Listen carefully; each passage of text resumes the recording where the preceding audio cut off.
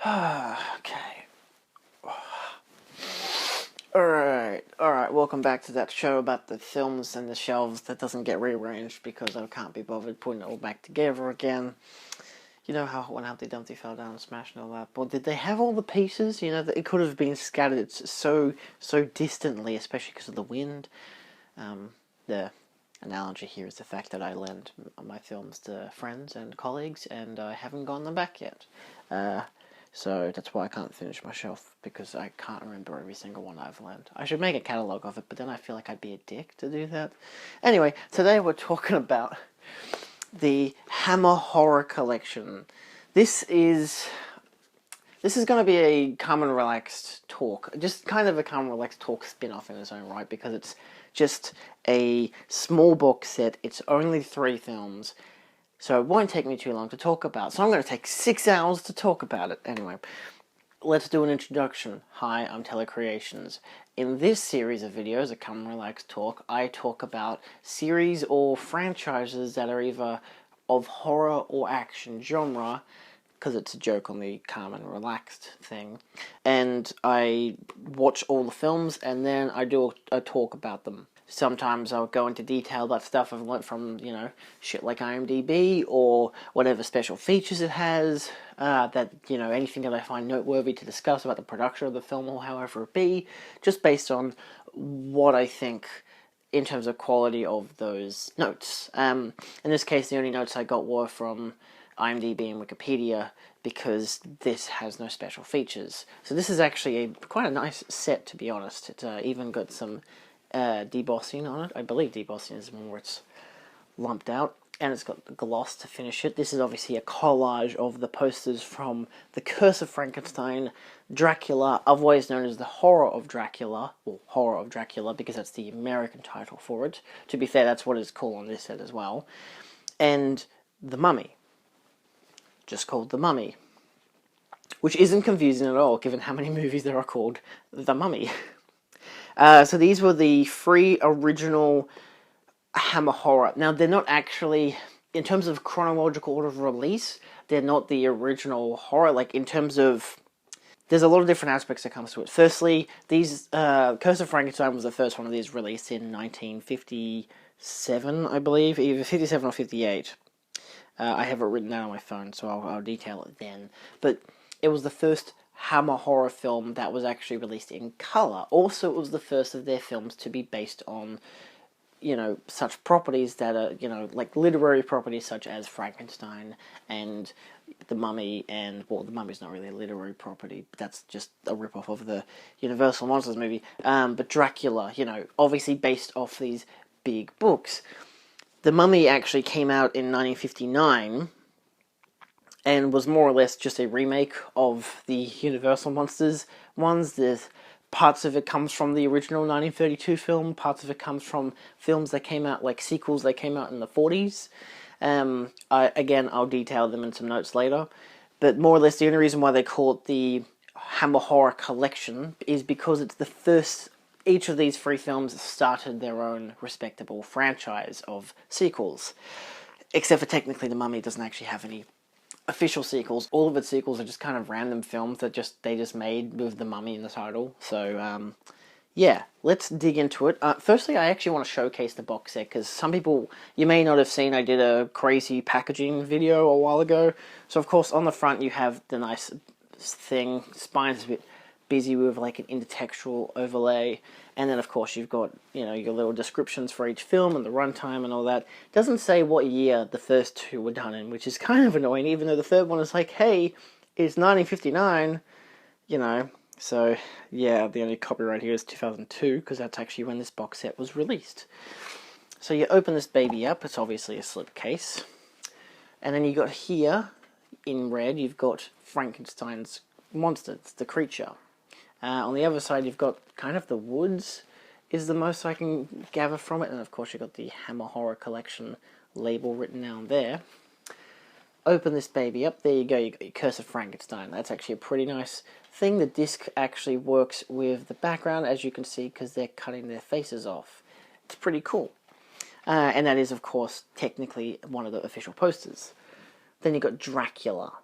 which is of course played by Christopher Lee. In fact, both of these are played by Christopher Lee by this stage. Open up, and you've got the Mummy, also played by Christopher Lee. And of course then you have the Mummy's version, where you can see its light shining through it, which is really nice. I love how these are the actual initial release posters, and they're just recreating them. Then you've got the top one here, which is of course Dracula, or Horror of Dracula. There you go, see that's kind of a line now.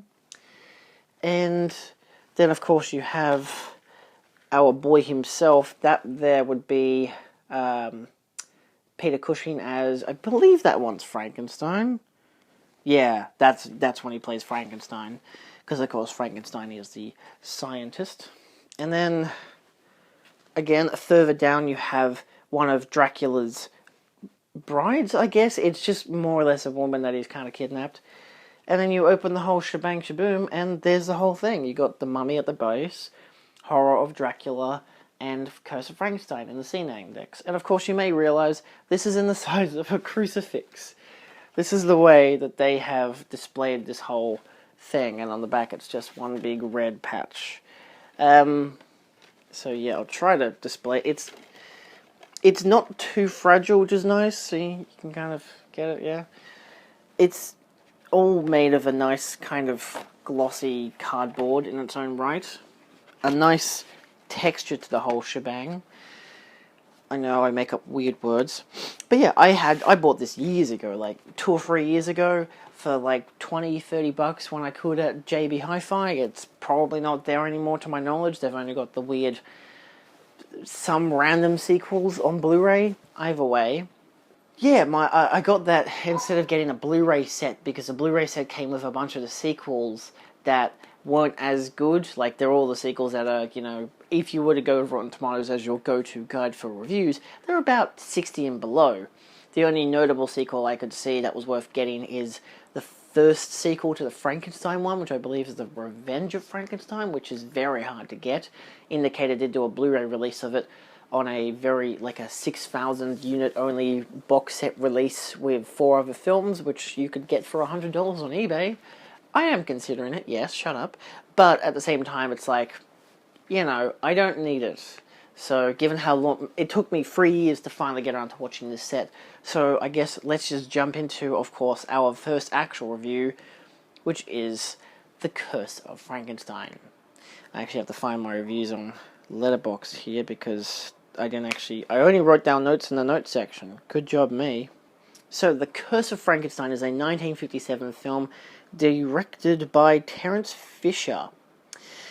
I gave it 4 stars on the get-go. My quote, "This can never end in anything but evil." My review, of course, states, "A nice reimagining of the classic Gothic tale with a more focused look at the man who created the monster and how it affected those around him. I feel like the creature could have been more present, however it's definitely a movie monster that, unless characterized like in Bride of Frankenstein, it should probably stay more in the background." So of course Peter Cushing plays Frankenstein, Baron von Frankenstein, and Christopher Lee plays the creature. It's an interesting film in terms of the actual plot and structure of it, because more or less it's just... We see Baron von Frankenstein as a kid after his mother has just passed away. His father had been dead for 10 years or so. And so he's inherited the whole family fortune, and he hires a tutor who teaches him everything he knows, and they end up proceeding to conduct a lot of science experiments, including resurrecting the dead. And they nicely started off by resurrecting a dog. Their laboratory, especially for it being Technicolor, is vastly different to what you'd usually get for a laboratory in, like, the original Frankenstein film. Instead of having a lot of big things that don't really make any sense and make zappy noises, this is a lot of chemistry sets, a lot of bubbling, a lot of red and blue and green liquids. It really utilizes its Technicolor structure, which I quite admire. It's a very good-looking laboratory. It's very messy, but at the same time, that feels almost realistic. Because, you know, the only chemistry fucking labs I've seen are at high school, so that's always a mess. They end up resurrecting the dog, which is interesting because the way that they did it is they have a dead dog in a tub, a square tub or rectangular tub of water, and they have all this stuff bubbling or whatever. They never really explain it or whatever, but you don't really need them. You get it. It's science. Who cares? And so they pull their levers and whatever. Nothing dramatic again. No pull the switch or whatever. It's just like they just use hand signals to gesture to each other as to when to do things. And they resurrect the dog. The dog never comes back in the film. They never reference the dog again. They never reference any consequences for the dog, which is strange. But it's more or less of a, hey, there's this big science meeting, we could show this dog off. And it's like, yeah, but how about, this is Frankenstein talking, how about we dream bigger, we resurrect a human, create life. And now, of course, if you've seen the original Frankenstein films, or at least know one of the deeply embedded themes of the original Frankenstein story, there is the idea of fatherhood and parenthood. More or less this idea that in the original 1931 Frankenstein film, and especially in its sequel Bride of Frankenstein, there's a big emphasis on the fact that Frankenstein, the scientist, should be with his fiancée and should be there to marry her, because then they can create a family of their own, because that is genetically how you create life. But because he's so addicted to this other mad scientist, the whole thingy-majig, because biology isn't science by this stage, I guess, there is, of course, the idea of creating life from what was once dead. And so that's, of course, the unfortunate obsession that Frankenstein has.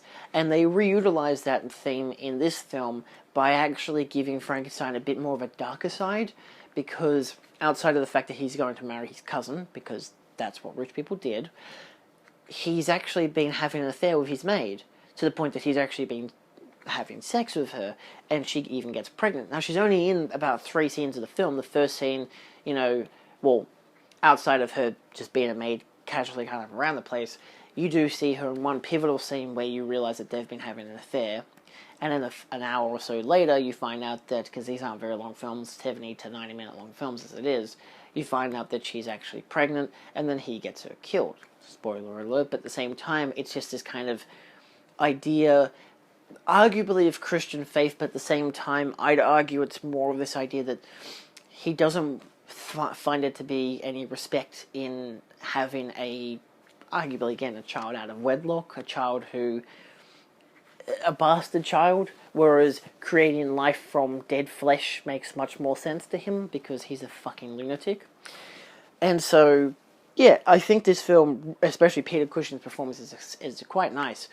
And it does nicely emphasize the characters and the character dynamics. You only have a very small cast here, so there's not too much to play with, but there's just the right amount. You have Peter Cushing as Frankenstein. You have Hazel Court playing Elizabeth, who is, of course, his fiancée, his cousin.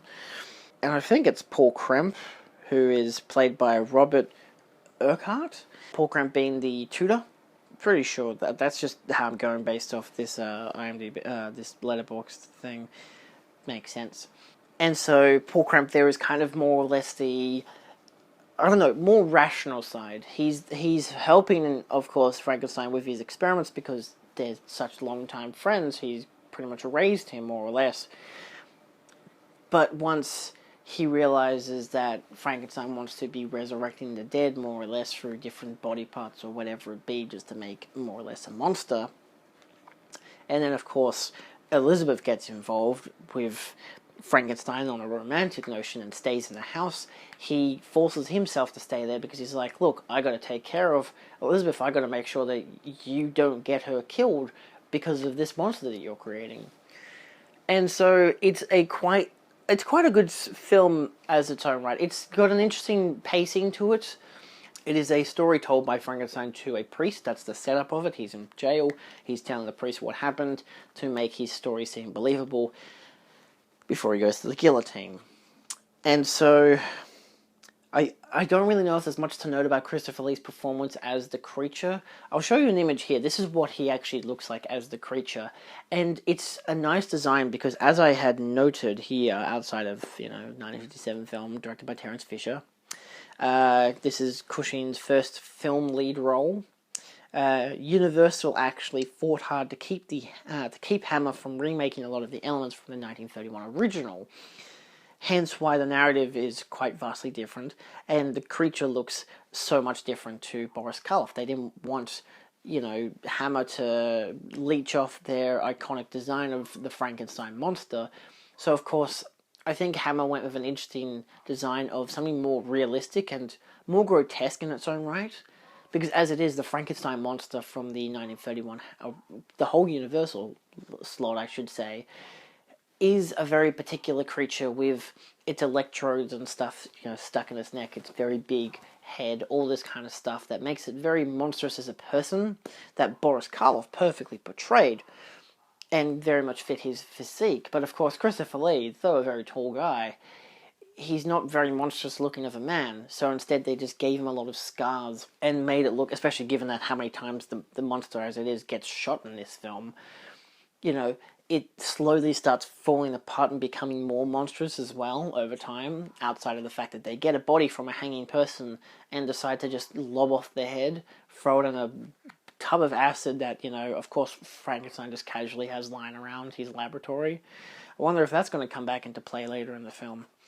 And yeah, it's overall a very interesting creature design, and I quite liked it. There wasn't too much to the actual creature, but there wasn't meant to be.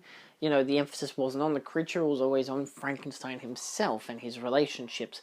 If they had have done, like I said, if they had have tried to characterize the creature more, they would have obviously had to pad their runtime out more, would have had to talk, and there would have been a lot more to it.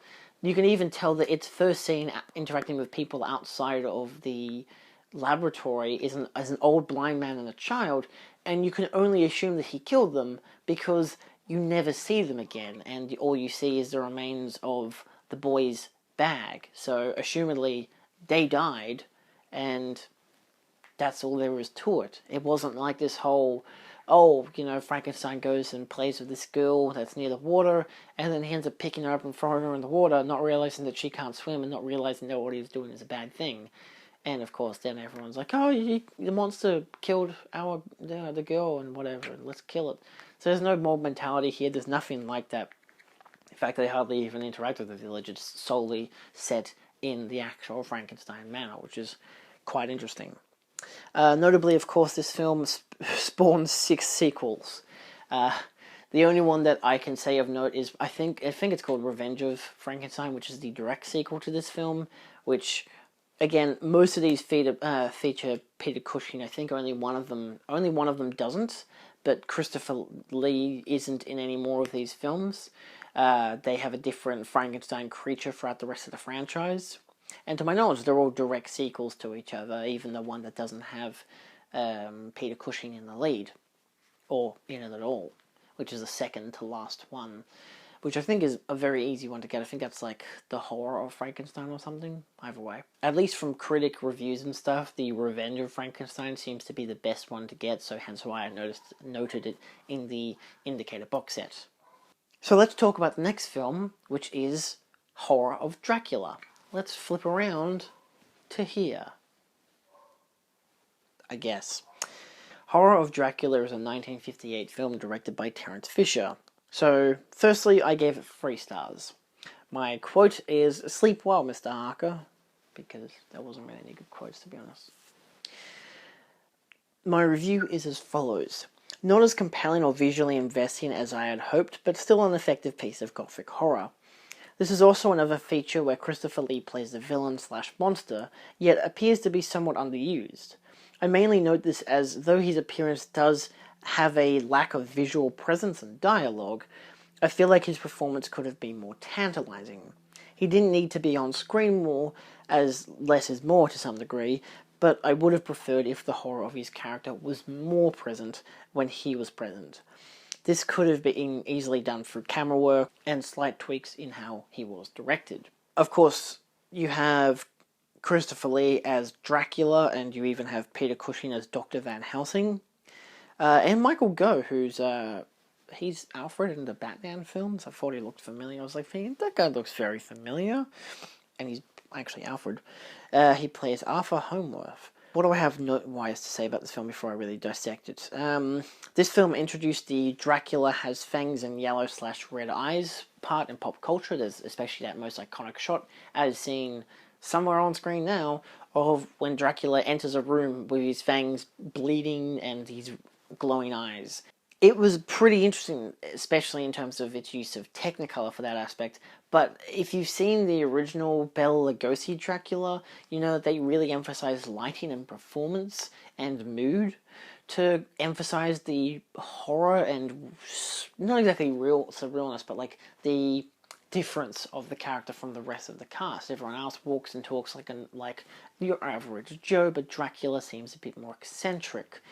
Outside of the obvious sexual undertones, there is just a strangeness about his character which adds more to the horror. Like, oh, anyone that looks or talks or appears strange could be a vampire. It's kind of a xenophobia in its own right, like subtextually. The Dracula film spawned 8 sequels, except the first sequel was Brides of Dracula, which didn't even have Christopher Lee, but then he did come back, I think, because this is in 58, I think it was in 1964 or something they had Brides of Dracula, and then in 1966 was when they actually had, I think it was called, I don't remember what it was called, but it does actually have Christopher Lee come back as Dracula.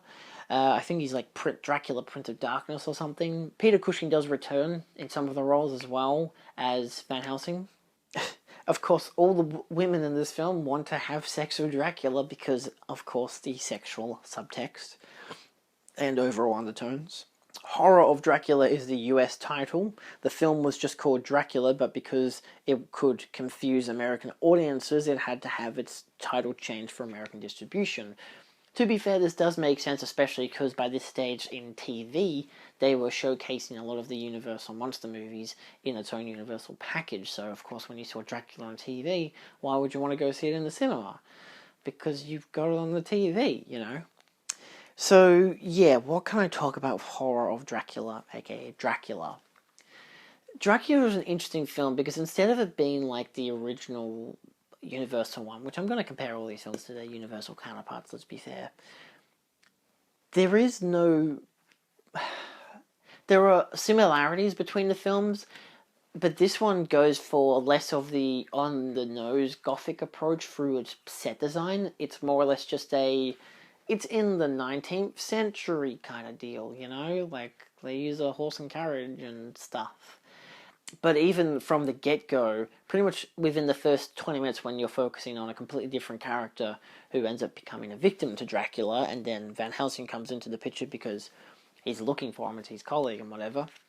And from the end of, like, one of the first scenes within a minute, you find out that they already know about Dracula, they already know about the vampirism and shit, so they already know about the crucifixes, but, like, they don't imply that, they just say that, like, oh, I'm here to stop his reign of terror. So you're like, oh, either he's a guy who lives in a castle who's a dick to the people below him, or he's a vampire.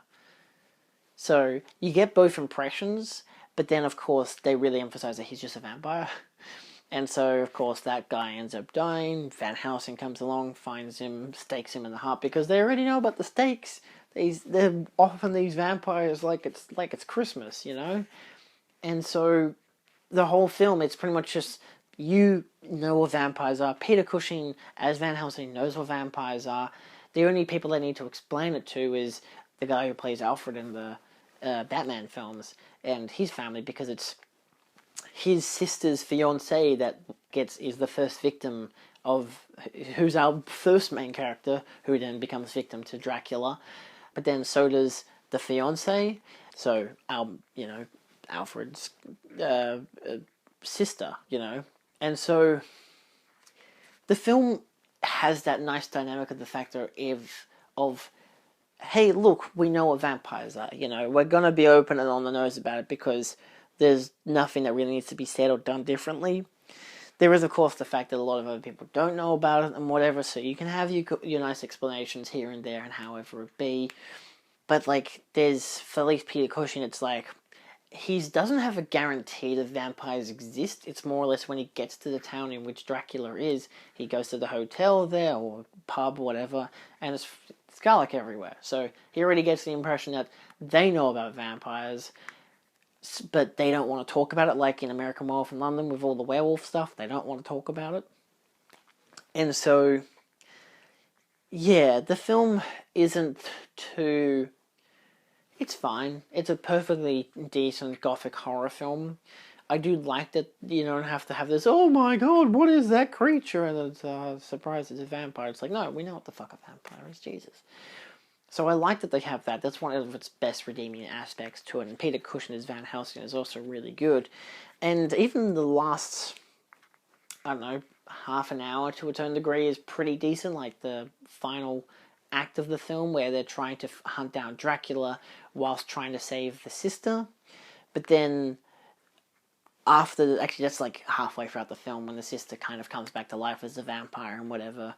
And that's when, you know, the guy who plays Alfred in the Batman films later on finds out that vampires are real and whatever, and then his wife is the one who's the next target of Dracula, and so narratively it works fine. It's a bit condensed to like small areas and stuff, but my main concern or criticism is just Dracula himself. I don't think that there's too much to note about the film outside of how is Dracula performed? And like I noted in my review, he's kind of...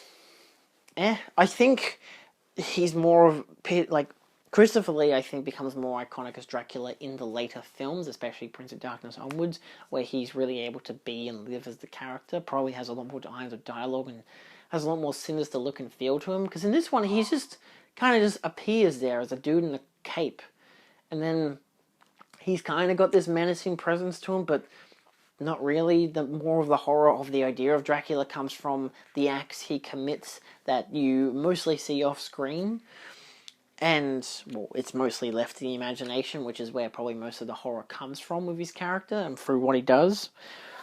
But yeah, I think as an overall, he's not excellent in this version, but I don't think that's Christopher Lee's fault. I think that's just how they directed and shot the character, because he's not...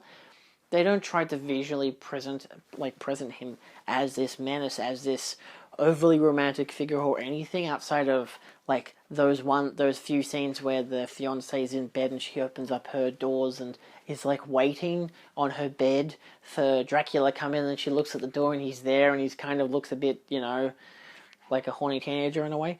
So yeah, outside of that, not much more else I could really talk about with this film. I don't know if I'll continue with watching any of the films. I don't really care much for Dracula films as it is. I think Dracula as a character is a bit overrated and less done really well. And so, of course, I love the Universal version from 1932, maybe? 1931? Yeah, 1931, of course, because I did most of those films in the first year. And I do like, of course, which I have a poster right there, the Bram Stoker's Dracula, the Francis Ford Coppola version. There are some versions of Dracula and vampire films that I do like. There are even like Fright Night, I like shit like that, but Dracula as it is can be kind of boring sometimes, unless played really well, because I feel like the emphasis is on character performances and the aesthetic of it all. And of course that's what the Bela Lugosi version does really well, and that's what the Bram Stoker Francis Ford Coppola one does really well. And so let's talk about our lucky last film. We're going to go back to here because it's more entertaining. So, The Mummy is a 1959 film directed by Terence Fisher. Yes, he directed all three of these. He directed a few more as well, including one of his final films being... Actually, his final film is actually a Frankenstein movie. But he directed a whole bunch more of other sequels for whatever. This film gets its name from the 1932 Universal film, derives its plot and characters from The Mummy's Hand from 1940 and The Mummy's Tomb from 1942, but borrows its climax from The Mummy's Ghost from 1944. There are no sequels to this film, however, Hammer did make 3 more Mummy films in the decade to come. So what can I say about The Mummy? I gave The Mummy 3.5 stars. It's pretty entertaining and has some good parts to it, but it is quite of a slog, so we'll get into it. My quote, of course, "He who robs the graves of Egypt dies."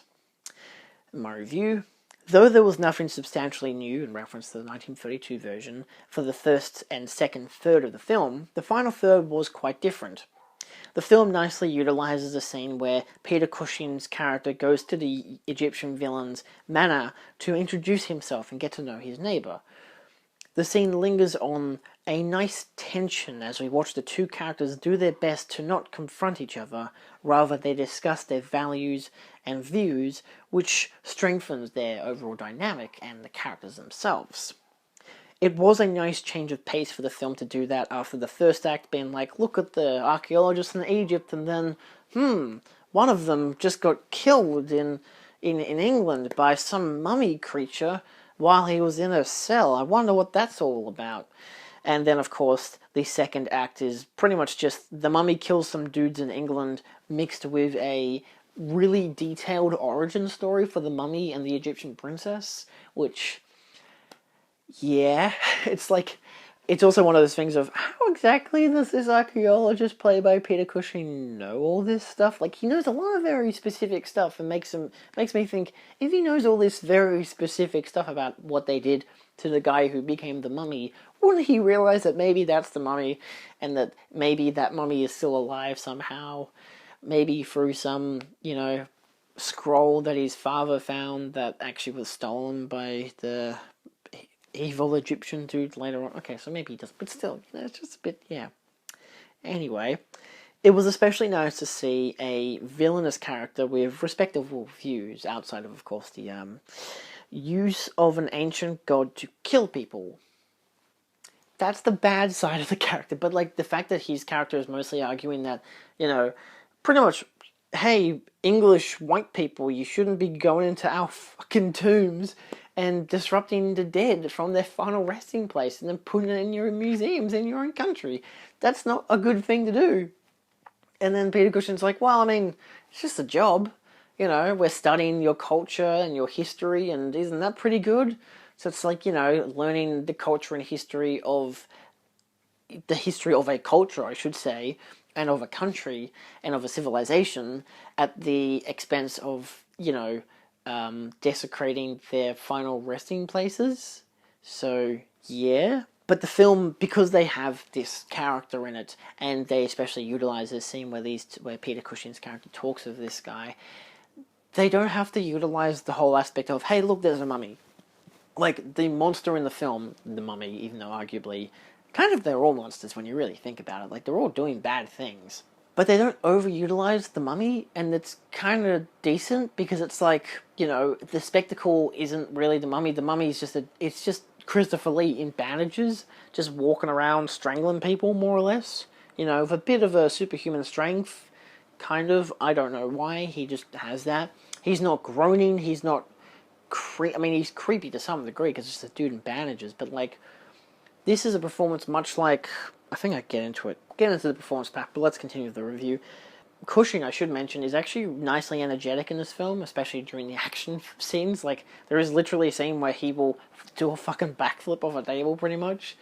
That's a bit of an exaggeration, but he does that kind of stuff. It's kind of weird, especially because, like, I grew up seeing him as Grand Moff Tarkin from fucking Star Wars, so to me, he's always been an old dude, at least older than 50, so it's like, to see him in these films a decade and a half earlier, where he's, fighting mummies and shit, and it's like, hey, it's pretty cool, and it's nice. The only problem I have with all of these is the fact that people keep saying, oh, look, Grand Moff Tarkin and Saruman are in a film, and it's like, oh my god, how cool is this? And it's like, dude, why can't you respect them enough to just note them as their actual fucking names? Just because they play iconic characters in pop culture doesn't mean that that's who they are. If I think, I don't think of Christopher Lee as Saruman whenever I think of him. I think of him as Christopher Lee, because that's who he is. Same as Peter Cushing. I've seen Christopher Lee in a lot more stuff than Peter Cushing, to be fair. But at the same time, it's like, seriously? Anyway, let's not get onto the Rogue One situation. Continuing with the review, I love how the film cheesily introduces Cushing's love interest, like, almost an hour into the film, only to reveal that she is the spitting image of an Egyptian princess that was buried in the elongated mummy origin story flashback, who the mummy was actually, in love with. And it's like, Oh, so like the first time we see her is in this really long flashback, and then she just walks into the room where Peter Cushing is like looking through files, and he sees her, and he looks at this picture, and he realizes, oh my god, you're the spitting image of her. It's kind of really cheesy, but it almost feels very common in these mummy movies. So, yeah. Lastly, I feel like I should mention that Christopher Lee plays the mummy, which I already mentioned, both in the flashback human form, which you really obviously is actually Christopher Lee, and his present-day bandage form. But this is very similar to his role as the creature in Curse of Frankenstein. Like, to say it, that is to say that it's iconic enough, like through makeup and design and whatever, but there's nothing really notable about the actual character itself, like outside of some melodramatic moments where it's utilize his eyes for emotional resonance. The character of the mummy doesn't really have much of a character, and like, I mean, outside of the backstory that the mummy gets, you know, its real only character moments is when it's either attacking people, which isn't really a character moment, it's just this is what I'm meant to be doing because I'm being told to do it, and then there's when he sees the woman who resembles the love of his life and whatever, and he's like, oh shit, maybe I shouldn't be doing this, maybe I should listen to her because I'm confused, you know. He's a mummy, he's confused, he's old. So, yeah, I think Christopher Lee is fine as the mummy, but it's also one of those roles where I feel like kind of anyone, as long as they could walk and strangle and feel sad in their eyes, could do it. But I think Christopher Lee has a nice touch to it because of that, because they emphasize the eyes as the, you know, as I say, gateway to the soul and whatever. So yeah, it's nicely pulled off. And again, even Peter Cushing is pretty decent in his role. Nothing's overly notable about this film. It's enjoyable. It's really messy in terms of pacing and story, because you go from, we're in Egypt, now we're back in England, now the mummy is killing people, so it's a murder mystery now, and then we got to have a big-ass, long-ass, like, 20-minute backstory for the mummy, which somehow our main character knows, and narrates over.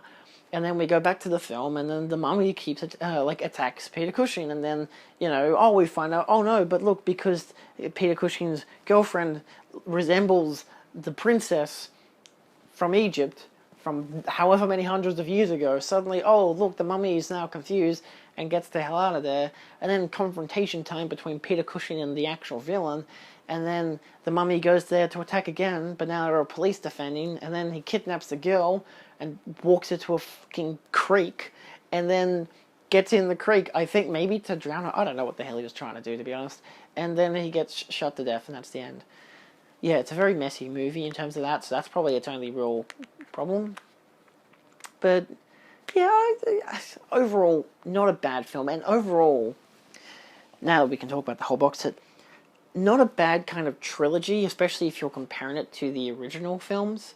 I don't think the original Mummy film is very iconic in its own right, the Universal movie. Like, it is in terms of test of time and whatever, and how they've, you know, I'm very sure Boris Karloff was the mummy in that one as well, but it's like, as an overall, I don't remember what the hell happens in that movie.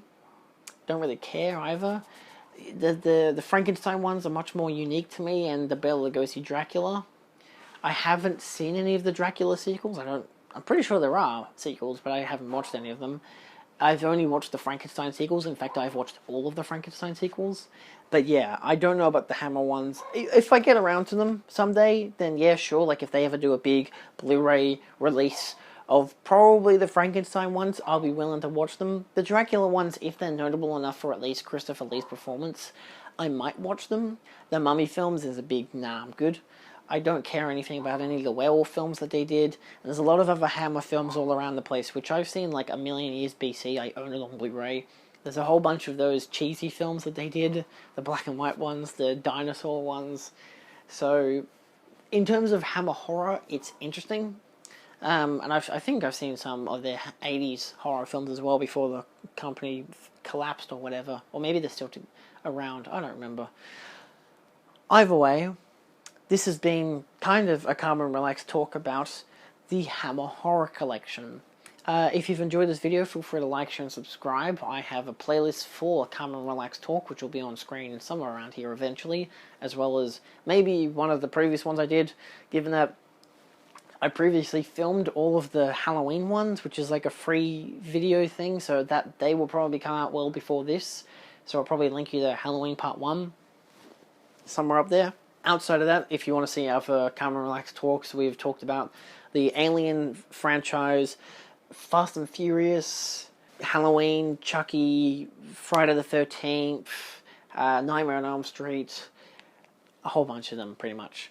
So, yeah, if otherwise we've got reviewing of actors, we've got Film Shelf Talk, where I talk about movies and reviews and unbox things and whatever, and that's kind of how that goes. So there's a lot of stuff on this channel. So if you like that, feel free to like, share, and subscribe for more, and we'll see you next time. Adios.